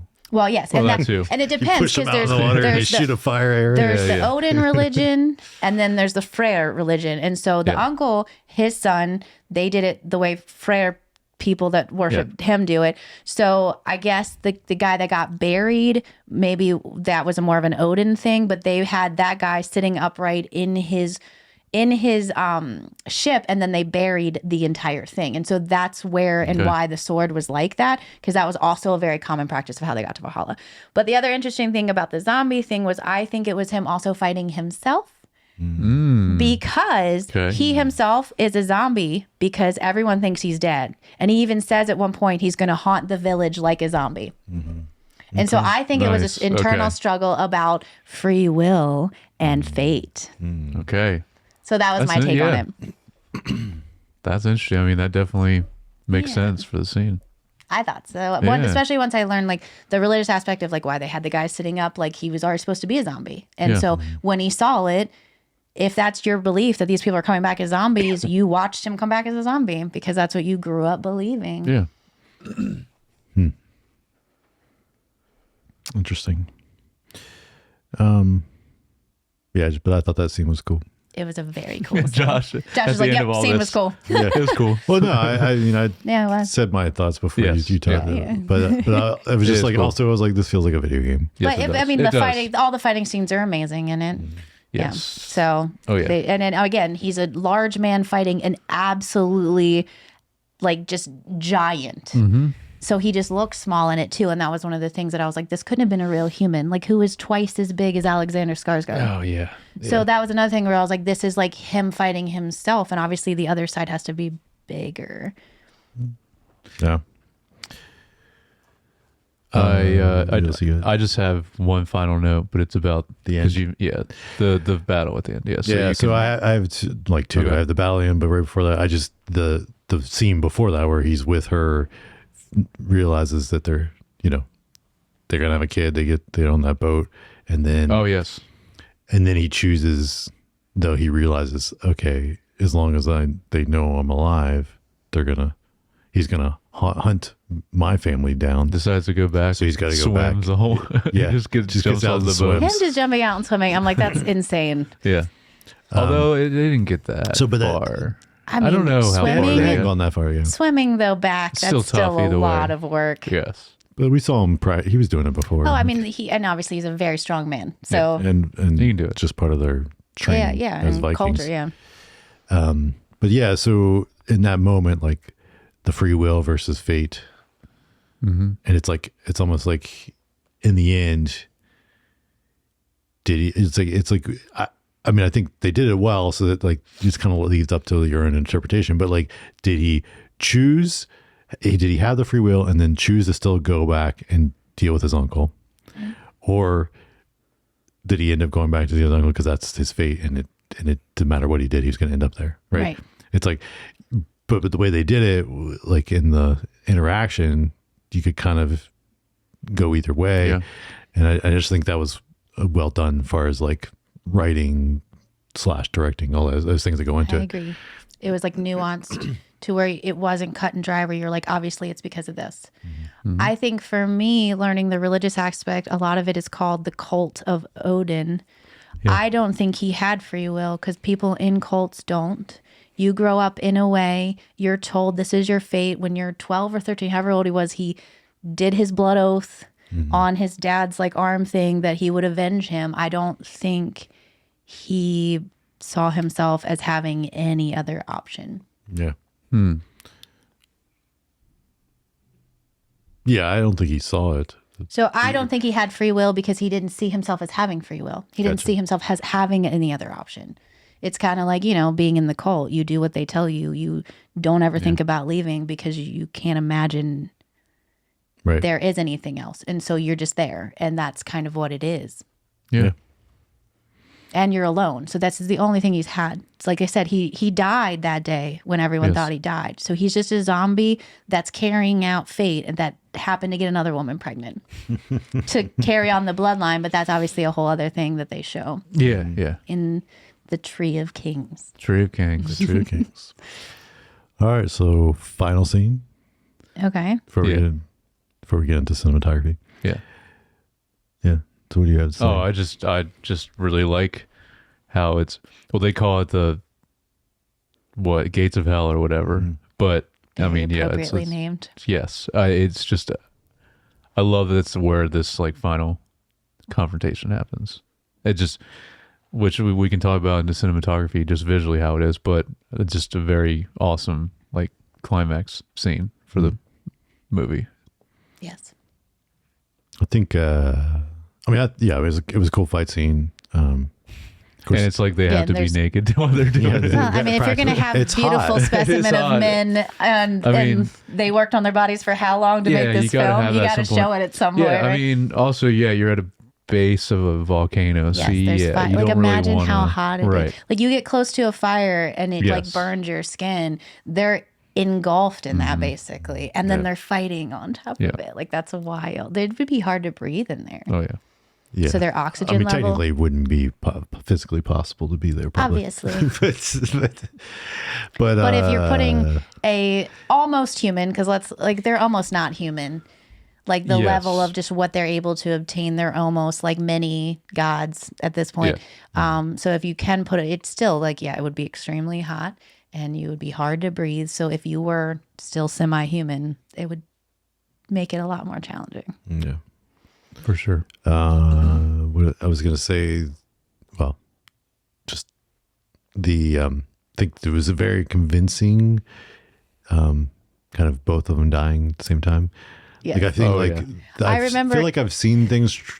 I feel like I've seen scenes where that's tried before, and it always feels a little contrived. I agree. Yep. And I think this Where was, you're like, okay, you couldn't decide what was going to actually happen, so you just had this happen instead. This was done really well, though. Yeah, you're right. Well, I It's- think the skill level is believable that it's the level of willpower they both had, the way both of them would rather die in battle than have anything else happen anyways. Like there's so much that if you understand what's going on, it's very believable that when it happened, even me not knowing that much what was going on the first time watching it, I go, no, that makes sense. Like that's I was like, that's valid. Like exactly how it happened. I was like, that's really, because the whole time they're fighting, I'm like, so either he kills him or I'm like, either way, I'm like, how does this end? Like the whole time I was trying to figure out what was going to happen. And then when it did, I go, yeah, that's really the only way you could do it, I guess. Yeah. But it was well done because Well done, again, yeah. it's been tried and you're like, okay. Yeah, it's been tried many times. Yeah. Yeah, it was for sure good. cool. I have a bunch more stuff on their, the stuff that they believe in and all of Okay. that. Is that what we say? I know we're going to go into cinematography soon. So I guess anything else besides. Specific you feel you need to cover. Okay. Yeah, I we mean, talked about one thing I before that. thought was interesting is when he got brought to the second cave with the second guy, the guy that had the skull of the jest. The Norse beliefs, they believe that you can have a spirit that leaves your body and it's either in human or animal form to guide you. So just as the Father does in raven form, guide him in parts of it. The Arctic fox as a spirit could have been from him, or it could have been from the priest leading him to the priest. So I thought that was interesting. Oh, Yeah. okay. So that was one thing, because I didn't like when it first happened. I was like, "There's this like fox thing," and you can obviously Yes. tell that they want you to know that it's not a real fox because they made it CGI, and you could tell it was CGI. So you were supposed to know it was like not a normal animal. At least that's how I felt when we were watching it, because I'm like, they could have made it look more real, and I don't think they wanted it to. And so, yeah. Yeah, plus all the other animals in this were real. Right? I mean, As far as I know, yeah, they Yeah, real. maybe not the birds that like pecked him down or whatever, Yeah. but you couldn't tell. looked really real, You couldn't though. tell they weren't real Yeah, either they way. looked So that's good. what I'm Yeah, saying. it looked It was noticeably CGI, and I thought that was Yeah. an interesting. It almost was like on purpose. Yeah. That it was like this isn't supposed to look like just a normal Arctic fox. You're supposed to know that it's either like out of place. out of place Yeah. in some way. So I thought that was the way that they were kind of like, this is not a real animal. This is a spirit Okay. animal of some sort. The other thing is when they go into, because they show both worship areas. In the beginning, they show the one where for Odin, which is where he goes and does his coming of age thing. And then they show the uncle's one for Freyr. And it's obviously not as nice, which obviously the uncle's kind of like more in hiding and like all of that. So he doesn't have the same kind of kingdom. But the Freyr is associated with rain and sunshine. And so that's why we're assuming that they had Alexander Skarsgård bring the thing of wheat in when they had him come in to the worship. Oh, they okay. have a thing of wheat. And I always thought that was weird when we watched it the first time, that I was Yeah. like, why do they have him bringing wheat into a place of worship? So I thought that was interesting. He mentioned that. So I wanted to mention that. Nice. And then obviously wheat is also associated with fertility. And then they do the fertility thing, I think, soon after that as well. Yes. they do. But there's a girl that's at the same time that they have that girl that they end up, that you assume The they're going to sacrifice? sacrifice, but then they don't. The thing about the hangings of the sacrifice, they do the guy upside down inside, and then they do the body that's pinned of the different, like whoever he kills, that he pins the body to the Yeah, that was side. sick. Yeah. Do you guys know why it was looked the way that it did? No. How he had it structured? No, I just thought it was cool. So the body that's pinned to the building is in the imitation form of Odin's 8-legged horse. That's cool. Yeah, I thought that was very cool, because I thought it was a very weird Oh, yeah, the imagery way that he is- did it, and I was yeah, like, yeah. and they don't explain No, any they of don't, it. They no. just, so I thought that was very cool. And then he's also known as the god of the hanged. So I think that's why they hung the guy Yep. upside down in Freyr's area of worship, because also Freyr doesn't like human blood sacrifices. They sacrifice animals and stuff for him a lot. So the human blood being inside of Freyr's like place of worship Yeah. was a very much like disrespectful. Gotcha. So I thought that was interesting as well. And then the only other thing I had was the funeral scene for the prince. They had Okay. his nose blocked off. I don't know if you noticed that, because it was a very The weird thing. funeral. He was like the funeral for the prince, Okay. like the uncle's son, the one Oh, that's yeah, yeah, not yeah. his mom. I mean, I guess he's still technically related to him because it's his uncle, Right, but yeah. it's not his mom's kid. The guy with the hand. He was- Yeah, the guy that was like this The all guy the with the time, and I hand. kept being like this because Yeah, I just yeah, yeah. laughed so hard Yeah. at that. So they had his nose blocked off, and I know that it looked very weird, and I was like, I don't know. And again, they don't say anything about Right. it. They and just this show is all not these the things. guy that literally lost his nose. No, and that's when at first I thought he would like he Right. looked like that, and I was like, that guy already died. Which Yeah. that was also a wild scene. Yes, it was. Him just pushing it into the nose. Yeah. But they said that they blocked it off to avoid the spirit from escaping before the funeral was finished and before they could actually set him on fire to send him to Valhalla. So it was Okay. so that the spirit didn't leave too early, which I thought was interesting. And then they bury them with the sword because it is thought that they need the weapons in the afterlife as well as the boat. The boat goes as well because apparently, like, if you get to hell, you have to wade through the water, and all of the poor people have to wade through the water, and all the rich people ride in boats. Okay. So I thought that was interesting as well. And I think that's it as far as that stuff. And there was so much more. That's just how much I could actually understand and write notes about. That's awesome. It was a very, very interesting like dive into. That's great how much you can. And like you said, that's not even everything. But No, that's and awesome that's not even that- everything from the one guy I watched. Yeah, yeah. And he said that there was like 10 or 15 books that it seemed like were all different, like the religions of that area that like the director pulled from. It was very interesting. Dre, I definitely think you should watch his other movies too. Because like I said, the attention to detail in this is great, but we also talked about that with the other movies too of his. And not only for like the sets, but the time period and everything about it. Yeah. He always does that really well. So But the there's clothing, a ton like with the other costume ones. and design, like I said, Yes. that has to be discussed more on the podcast. Okay. All right. We can do that after. That could be a section. What? We'll do I actually added cinematography, it to your score. notes. So if you want to add it to your permanent notes, I made one that was like costume / Costume design. All right. All right. Yeah, so let's get a little cinematography. Okay. I mean, some of the stuff we kind of touched on, but first just want to, there's a lot more camera movement in this film than like his previous films of it. There's a lot more static shots and or just slow push-ins. Okay. And then this, they actually had like probably Steadicam, look like Steadicam shots where they were just following a lot of and moving a lot more. And of course, along with that, you kind of have these longer tracking shots of like things happening, which when you can move when you move the camera that much, you can do that. So it's just interesting to see him, you know, kind of step out of his comfort zone and probably take on that kind of talent. Okay. So the other ones aren't like that he did. Not the camera movement. Yeah. Okay. So you have some of the early ones with like the kid, right, when he's like back in the village and you kind of like follow him and he's like under and just kind of, and there's no cuts, right? Like he just kind of moves around. But then later when you were talking about with the spear and they tackle The that whole village, raid, Well, there is a cut in there. There is. Yeah. So like he throws it and then he's climbing up and goes over, but then when he jumps, there's a cut there when he jumps see, down. I didn't notice that. I thought was that was all one wondering, scene. But it's see, supposed to be, this, but the scene before that, though, like the reveal of him was my first time noticing, like the way the cinema, like the way he presented it, and the way like they did the filming of it that I thought was awesome. The way they like come up over the boat and then they kind of like turn and then they just present a whole bunch of like I remember sitting there for like a minute trying to find Alexander Skarsgård because you know they're getting ready to show him. It's the first time they're showing him as an adult, and I'm like looking for him and they all look the same, and they did such a good job of him just being like dirty and not like this beautiful man that he is in real life, and like, you know, and they just all kind of look the same and you couldn't find him, and then they kind of like pull up to him and I'm like, oh, there he is. And it that was my first, like, I really liked the way they did. That was the first notice. I didn't notice the one when he was a child, but that one was the first time I noticed that. I was like, that's not how everyone does it. And that was beautiful, the way that they did that. So what's interesting, both that one and the one with the village is also starts as a static. So like the camera's just sitting there. It's not moving.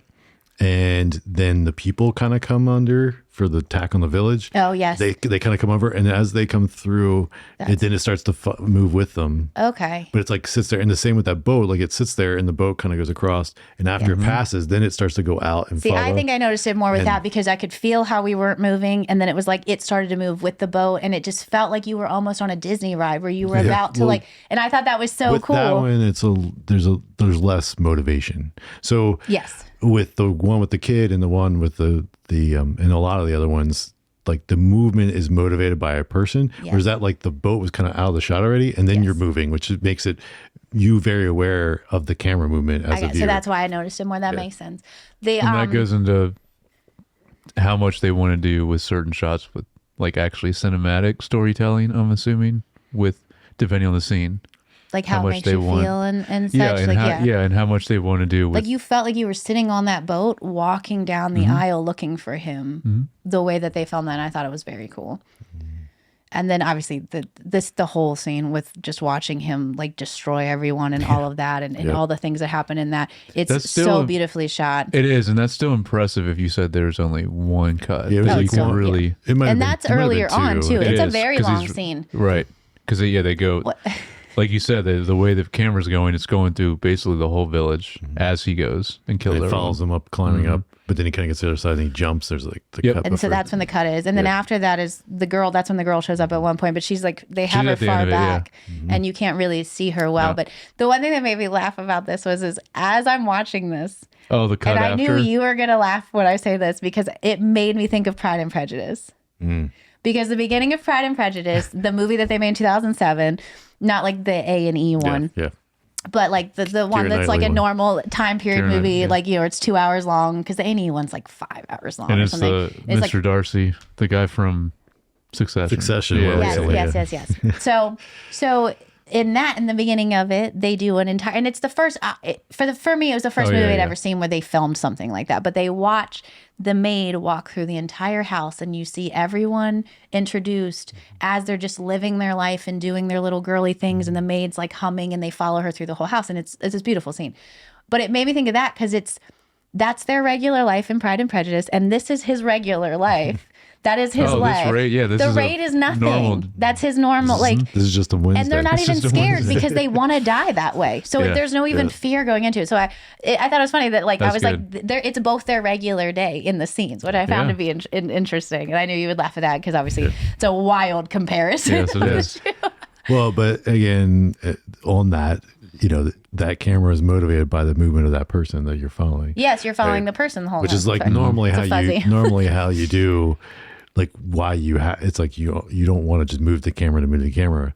You want it to be motivated for a reason. So if you're following somebody, and if you ever notice some of the, I mean, sometimes you'll follow somebody for a little bit, and then the new person comes in and they follow them. Them, Yeah. yeah. But like, But this there's- and this, they were both following one person the whole time. The only difference is they panned to the side, and you got to kind of like go through the village as he was sideways doing it, whereas you follow the maid the whole time. But that was the first time I ever remembered being like, that's really cool the way they shot that. And I don't know if it was just I was old enough to pay attention, or if in like 2007 or whenever is when they started playing with that more. No, or- that's just when you noticed it. I guess the most, because yeah. I was old enough to actually like pay attention to more than just what Yeah, was no, actually going like- on in the movie. like Scorsese and Spielberg both do it Did a that bit, way like longer, in yeah. like the 70s and Or maybe and it's just 80s. something like So- I've watched that movie more. It's my favorite. That's It's true, my yeah. favorite movie. So that is like that's the Helps. one that's going to make me think of that. I would assume, and I've probably seen it more than most other movies. So I wouldn't say just. I just love the actual Valkyrie visual when she's flying. Like Oh, that's the yes. one I wanted to mention. oh, Yes. I have another thing that I didn't make notes about, but I do remember. It looks Does like she's do the wearing. Valkyrie? It looks like she's wearing braces.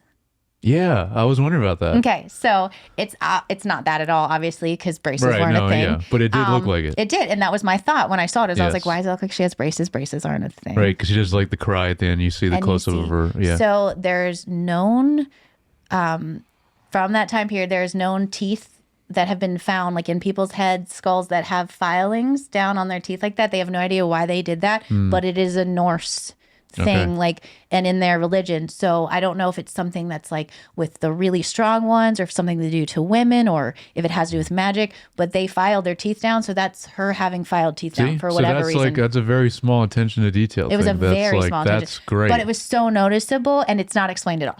And so Right. that's why I Oh thought, yeah, they do a shot of it. Yeah, Yeah. you see her face very It's- close up like that. I mean, you can't explain all that stuff, but you want to put all that stuff in there for the deeper understanding. Right. Yeah, that's and great. so like the more you deep dive into it, like the more you could find. That's awesome. Yeah, the teeth thing was a very interesting thing that I was like, I'm glad So- that came up, because so confusing to me that I was Mm-hmm. like, why does it look like she has braces?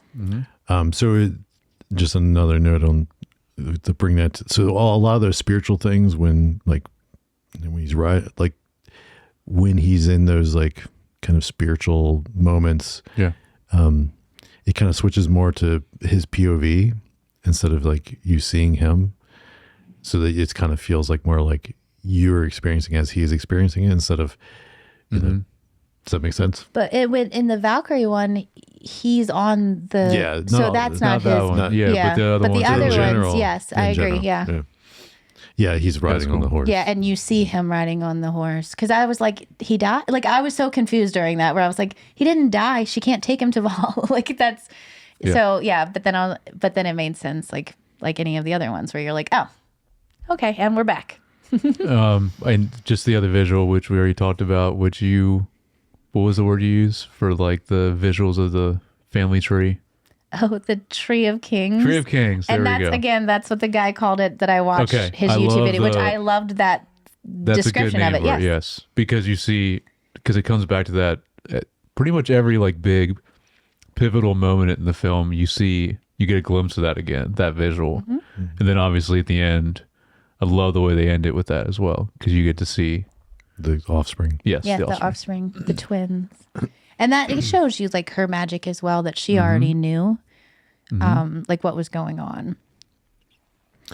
There was just kind of jumping around a little bit, that early scene when he's coming of age in Blood Oath, there was like the crazy like flip over camera transition Oh, like, and then you see him float, almost like he's floating, and then it like keeps rotating and kind of going like this full It's like. very psychedelic-y feeling during like when he sees the tree for the first time, when he sticks his hand in his dad's wound, which obviously we're not really sure if that's the thing that he actually did or not, or if he just got some blood on it or what, because there's already blood on the cuff because that's what he dips in the blood thing in the beginning when they first enter.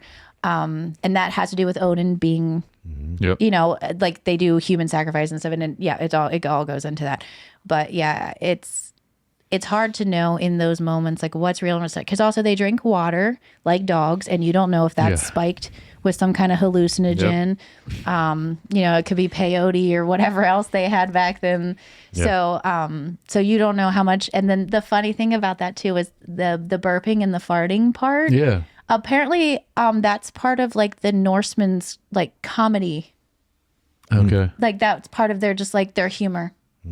So Because they I thought just it was threw that in so there. random. So is 12-year-old American. Yeah, boys. same. I know. Yeah. I know. Like 12-year-old boys. Like this is a grown king barking like a dog and burping. And the response was hilarious. He said, "Oh, you smell like you eat like a king," and that made me laugh. Yeah. Yeah, but I just like the camera work in that scene. Yeah, I remember that. Yeah. So, I forgot about that until you said that. And then I was like, oh, you're right. Like, but it does it was a makes you crazy feel more movement. like you're like part of on the psychedelics That's with right, him. Like yeah. you're rolling with them. Yeah. Then the other thing was all the night scenes, where it was just like the intensity of the moon. Like, I thought that was a really cool, like from a from a lighting and cinematography standpoint. I'm curious, and I'm wondering if it's in the trivia because I didn't look this up ahead of time. I'm wondering if they shot day for night instead of actually shooting at night. Really? Yeah, To make it that to make bright, it feel like, like for the feel like moon. that. Yeah. Okay. Because it was like a full moon all of the time is what it felt Yeah, like. And yeah. I didn't think about that till you said it, but you're right. Yeah. I also Would be easier way to do that. Like I just didn't because. know you could film like that. I don't even know what that is. Yeah, you just film during the day, but you kind of a little bit like you control the lighting a little bit differently, what you're doing, and then it's all just done in the grade to make it look like night. Okay. color. Yeah, So it's changing kind it, of yeah. like how like when they filmed Ozark, how even in the middle of the summer, you can see that the sun is out, but everything feels dull and gray still Well, yeah, because you can. I mean, because yeah, they you can, controlled that. Because it's like you can tell the sun's out, and you can tell it's shining, and it's supposed to be warm, but it still feels cold somehow. And they obviously do that on purpose for the way they filmed that whole thing. So yeah. So in the grid, you just okay, Yeah, you that's can- interesting. you can make it. But yeah, it's the gist of my notes. On Well, the cinematography. I wanted to ask you because that was something I noticed a lot, especially in the beginning of him being at the uncle's. Like that was when I noticed the wind the most. It was when his mother's coming and she's on the horse and her hair is just going wild and she's talking, and I was like, how do you film in constant wind like that and not have any of it be picked up in the audio? Well, there's two. So one, I mean, there's a lot of things you can do in post to remove that. Okay, so it could have been But all in there. also, a lot of movies do what they call ADR, which is like they record dialogue there, but then they have them re-record the dialogue in the studio of saying the same thing. Okay, so they're like voice overing Their own voices. Yep. And they'll watch the playback And in do the it perfectly. and that way you're getting the same person doing it. So it Yeah, does. I some mean, of I know that- they do that with musical numbers a lot because you can tell immediately that they're in a studio singing Yeah. and not like live singing like how they are in It's movies. more about how much is like they are intentionally planning for that, or if there's like times where like, oh, you have to do this line, they didn't Because mean of- for it to be, because sometimes Yes, that because in happens too. shows you can sometimes tell when you're like that. You'll hear a line and then you won't see the mouth move. I have Yeah, I that's- happens a have so lot. many pet peeves about like That's a the big things pet that they peeve do. of mine, yeah. One being, and especially in shows, especially back in the day when they used to push out a lot more, like watching the OC and stuff. Anytime they flip back and forth, like someone's hair's like, and then the next Oh, it time it's like, changes. Yeah, and yeah. I'm like, can't do The it, can't do it. continuity. It's Yeah, awful yeah. for me. Or like when they are showing one person talk to the other, and you hear the audio, and I can see in the Yeah, corner it that doesn't the match, other yeah. person's mouth isn't matching at all, and I'm like, Oh yeah, yes, that happens a lot. and that was one thing I noticed when they were in the cave. At one point, you could see the priest guy's mouth moving, and it looked like it was off audio, but he had a mask on, so I don't think he did any of his own audio until afterwards. No, yeah, if it's but it something was like that. covered mostly, so it wasn't an issue. But it was something I noticed that I was like, yeah, Yep. Yeah. So I mean, part of the reason, like going back just the OC, like older shows like that, because it was so expensive to run film and that's run true. 2 cameras. They just would run 1 camera, have this person say all their lines, and then switch and have 1 camera say their lines. And so this they way. would stop, and then their hair wouldn't be the same So or things whatever. would kind of get messed up, like because whereas like But nowadays, they also put like 25 episodes a year Yeah, out they too, do. which They is do. just Film it fast. wild. Yeah. but nowadays, like it's a lot more inexpensive. You're shooting digital most times, especially on a show. I didn't think about and, that. and so you can run 2, if not 3 cameras. I mean, like At the same time. I kind of notice a lot on like I noticed a lot on the what was the one with Kristen Bell recently and what's the name from the OC that Oh, was the on Netflix one. What was that called? Did you watch that? Nobody wants this. Nobody wants this? Yeah. No, I didn't see Oh, you that. should watch Okay. that. Anyway, on that, I noticed a lot of the dialogue scenes, they would have 3 camera coverage where they'd have like the little bit wider where you see both people. And then they'd also have over the shoulder for both. And they'd be able to, and That's pretty standard now, it seems. Yeah, because it's not that hard to even add a 3rd camera and just run it. And, you know, storage is cheap. You know, I didn't think about the aspect of how filming itself has come. My thought was more of like we get like 10 episodes every 2 years now of a show, whereas like you got 25 I mean, a every little bit year. of that is that too. I mean, the attention to detail, quality, and budgets to do. They're the spending expense. more on 10 episodes than they probably used to Yes. spend on And 25. So- No one went back and watched these episodes. Correct. This is completely off topic, but not like I learned watching a documentary of I Love Lucy. So I don't know if you remember how obsessed I was with I Love Lucy when I yeah. was like 13.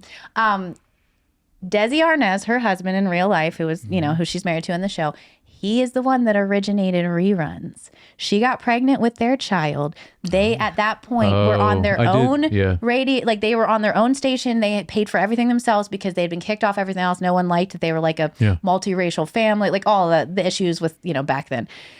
And she had her baby and they could not put out a new episode, and he decided to do a rerun of one of their other episodes. The first time ever where they That's cool. played a show for the second time ever, for someone to be able to rewatch an episode of a show. I love that because it's some of the most innovative things always come out of necessity and not out of like, I mean, a female. let me think of a great idea. Here's a great idea. No, it's because you had to. And like they were on their own. They were up against so much adversity. No one wanted to help them. And she was a female lead when no one had a female lead. So you'd never dealt with a woman being pregnant or something that you had to work around that they just couldn't help. So it was very interesting. But yeah, I thought that was awesome. I was like, wow, that's crazy. So yeah, it's on topic, but it's, yeah, it's cool. very cool. But he was a very intelligent man. And I'm sure just like with a lot of stuff like him not being white, he was very underestimated always in what they were doing. And they they built an entire empire together. It's awesome. Yeah. music, Score. composers. Yeah. Both of these people, I looked it up, or at least the one. I was trying to find the other person. Didn't have any other credits. So, like this movie and Nosferatu, the only 2 that they so far that they've done music for, which is interesting. And I mean, I think this score is sick. I love the huge percussion, the chants and the voices. The strings that feel like they're in like a massive chamber, like they have this very big sound, which you can obviously emulate in a lot of different ways. And it just gives it a huge feel with the score, which accompanies really well with obviously the big scope of a lot of these scenes where a lot is happening with the score to fit the visuals really well with that big scope. So yeah, I love this score a lot. What about you guys? I mean, Do you have any? Yeah, have specific did it notes, stand but out? Because I know I pay attention to all this. I was Josh just like, normally We all Josh have our is. strengths. Yeah. well, like, I mean, it's not like I did not notice it. Is that right? Like, I did but- not. but also it wasn't like other than just Nothing like I was stood like, out. oh, this is good, and like you felt the little themes in there here and there. I mean, you felt the emotions when you were supposed to, and that's always because of music. Like the fighting scenes, like when his dad is being stabbed, like all that stuff. You feel the emotions, not just because of what's happening. And I think watching it only one time, I wasn't conscious of any of it because I was trying to watch it in the way that you just like watch it, and then I was going to watch it again and make notes, and I didn't get to. So I would have paid more attention to that as to why I was feeling like that in the moment and because of the music. But just watching it, you don't notice it, which I think is the way it's supposed to be. Yes. You only feel the emotions. You don't notice why you're feeling the emotions. And so that in itself states how well they did it. Yeah. Yeah, it's not shouldn't be in your face too much. That's Correct. funny. I just looked down your notes. It does say nothing underscore. Well, It's like- amazing you didn't leave it blank. That's so Josh to put nothing. Like Nothing. type it out.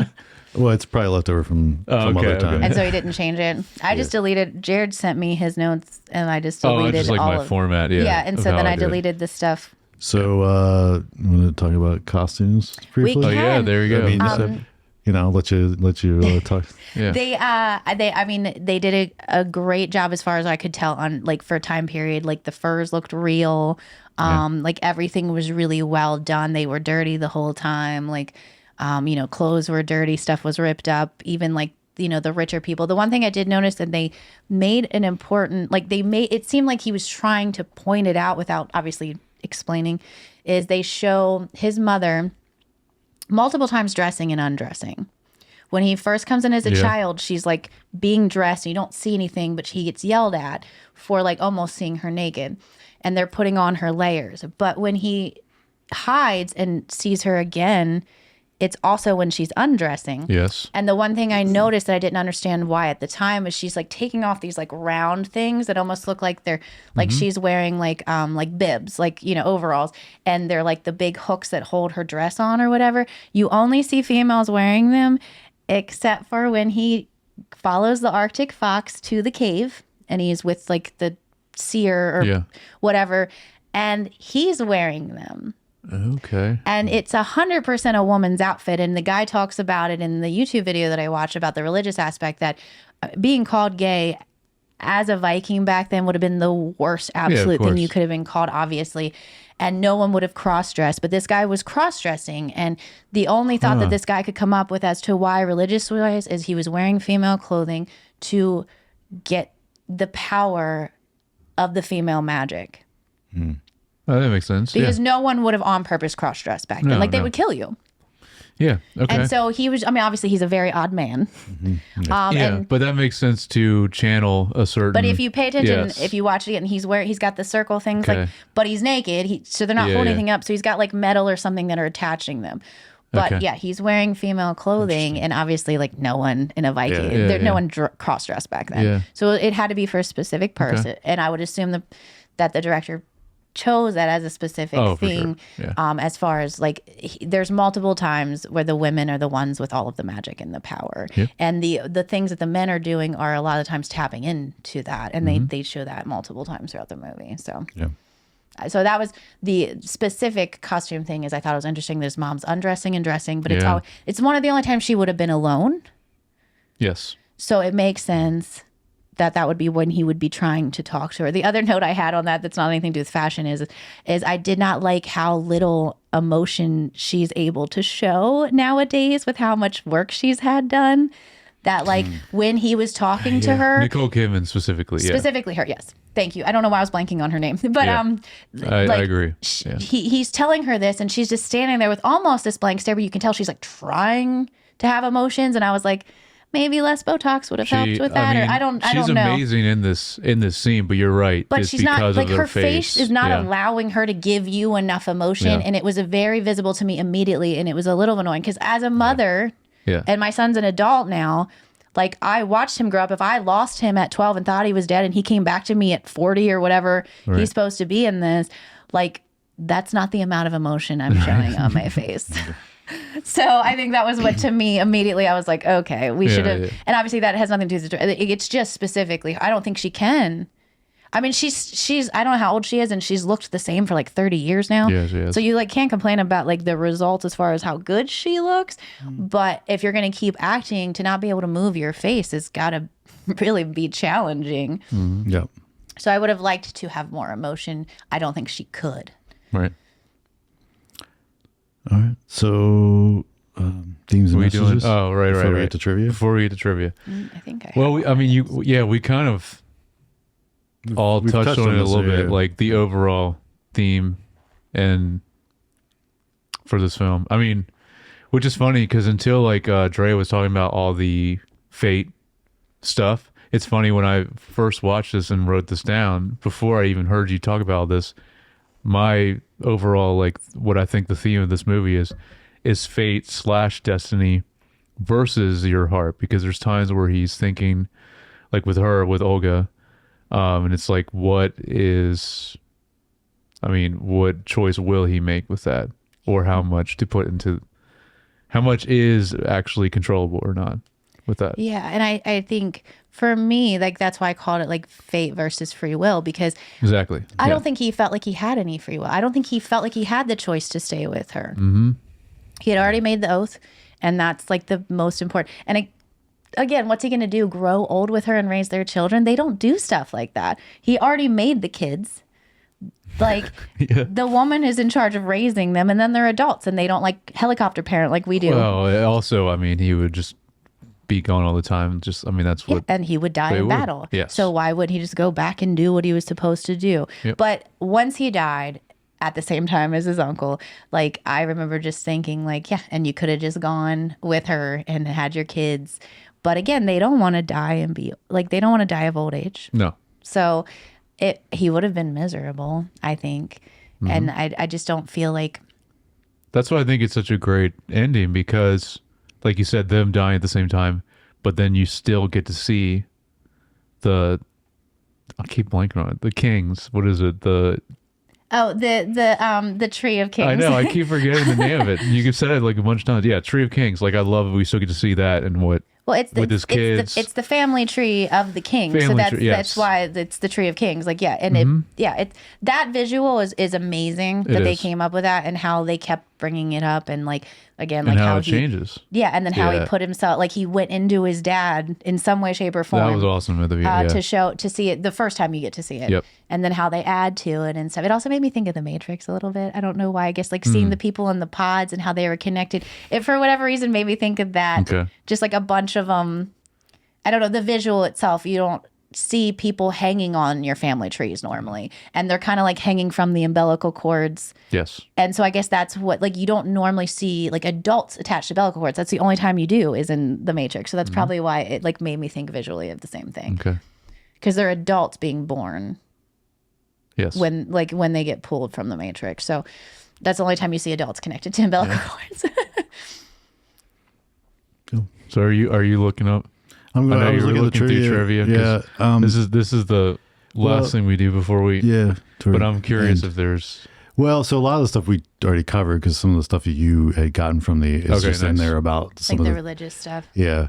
So the biggest thing was, like you mentioned, he didn't have the final cut, and he said it was like one of the most painful experiences of his life, and he doesn't think he'd ever do it, even if it means not making something with this kind of budget. Oh, so he's saying he would not give up his right ever again. Even though, and then it says, according to the changes the studio demanded, it was initial cuts were to streamline the opening act and then insertion of the title cards so the audience could keep track of the time that elapsed.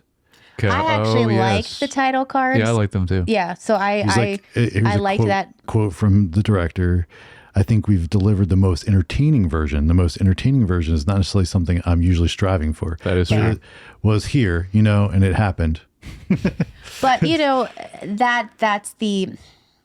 that's the issue. Like, you and I talk about that with karaoke. Like, the issue is like for me, because I appreciate the craft of music so much, any song I ever would want to sing in karaoke is a song I can't sing because I am not a professional, and all the songs I gravitate towards are so appreciative of how good the singer is. Yep. So like, I'm not recreating that. I'm just going to make myself look like an idiot. Where was I going with this? What were we talking about? Not wanting to do the final cut. Oh, the entertainment. Okay, that was the link. So making a film, most people are going to watch a movie to be entertained. Most people aren't going to do some deep dive on the Norse religion to understand the movie. Well, they're going to be like, the fight scenes were cool. It has to do with the type of director too. And this kind of director likes to get, he doesn't like making popcorn movies, is what we would call him. And so that is the one biggest thing that, like, I'm assuming, they fought him on. But that's kind of the same thing as, like, a normal person goes to karaoke to sing a song that they think is fun to sing, and they normally gravitate towards more fun songs that they don't even know are hard to sing until they go up there and try because they don't notice the craft, they don't notice all of that stuff because that's not their thing, right? So it's the same thing with watching a movie. We go in it and I'm like, why are they wearing that? Why is this? Why is this? And Josh is like, why did they do that? And it's like, why you ask the questions about, and you pay attention to stuff that's like your thing. And so if they aren't on point with that and that's your thing, like you're not going to gravitate it. I would have probably liked the director's cut better. I will say, I do think is a little. I when I first I was like, oh, this is a little interesting choice to have these title cards in here. Really, Okay. I liked them, yeah. But I felt like the movie is hard to follow if you don't understand the religion, because that's what. I didn't have any of that. For me, at did it least. say anything about where they filmed it? That was the one thing I was nope, curious. I couldn't find anything in Okay. there. I mean, if we Google it, it might be. I'm sure because Bjork's in it. I mean, they must just film some of it in Iceland. But the title cards, I felt like helped me kind of Yeah. break stuff up and be like, okay, now we're switching to something else, or Right. I don't know. I think it helped me keep a track of more of what was going on, which I assume that's what they were there for. Yeah, I mean, I guess maybe they felt like too many people didn't know that there's jumps in time, but I mean, obviously, like the one's very obvious where he goes from a child to a man. Yes. I think everyone would have been Yes. able to be like, oh, that's the same guy. yeah, but yeah. Anyway, I was like, oh, this is interesting to put these like chapters in here, but that's. But they do, like Game of Thrones does, like different things do that. So I guess I'm just more used to it now, especially with time periods. They do like, they show you like, or I don't know. Well, so like the more traditional way would be like just cutting, like you just let the cut to the next scene, and then you would put just like a little text of like the different year Yeah, like they do in the Righteous Gemstones when they flashbacks or whatever. And you or like, anything. I mean, Yeah. like that's the normal. That's everything, That's the yeah. more Yeah. normal way to do it, and not have this like big black title card with like. yeah, but they have like the other like. Did it say it in like Norse or whatever, and then it says it, and so like I thought that was part of it too, is like how they That's are. probably how he was like, well, if we're gonna do this, let's at least make it cool. Yeah, and make so it- like I thought it was kind of that. Make it Like, look cool and authentic. like yes. how they speak English sometimes, but then like the priests are also using like obviously they weren't speaking English. Sure, yeah, that's a choice for entertainment of the movie because Yes. they don't want So it like to be you have to subtitles find the balance forever. of being like I'm not watching a movie with just subtitles like Yep, that. yep. Like it'd be very cool as like for it to be all authentic. So you have to find that like line, I guess, Yeah. of like entertainment and I think that was the and that battle was that he that was the whole probably- and that's and that that he was had what he with decided he's never doing again is Yeah. giving up the rights to it, which Yeah. is fair. Should be That has to interesting be for very the- hard. It's interesting then how. Well, we'll get Josh's thoughts, I guess, afterwards. But I was saying for this final film of his Well, that that was he what I does. say. The next Yeah. movie, the next film Yeah, the is Nosferatu. Nosferatu, The which is final his movie of fourth his film that he's done. Yeah, So And when did far. that come out? last fall, right? Okay, so It was Christmas. I think it came out on Christmas. Oh, it was in 2024. December. Okay. Yeah. So not that long ago. Yeah. Yeah. But I will not be here for the recording of that. We'll yeah. have- Dre won't either, but she'll be We'll have other back. Well, guests. if she wants to be back on the if I'm pod. invited. yeah. So thank you for joining us for the Yes. first time. Thank you Yes. for having me. Thank you for like I said, we've definitely mentioned you a few times about like we need to get our sister on here. So I don't know This if is we'll just ever, a very random one that we picked it is, for but it. Yeah. I don't know if we'll ever get our other sibling on here. Who knows? But yeah, yeah, we'll but, see. yeah, maybe, I'm glad. maybe one day. I'm glad. You. Well, I have fun. Yeah. Mm-hmm. Had lots of opinion. One thing I'm good for is an opinion. Well, I'm very opinionated. only nice comments only, Nice.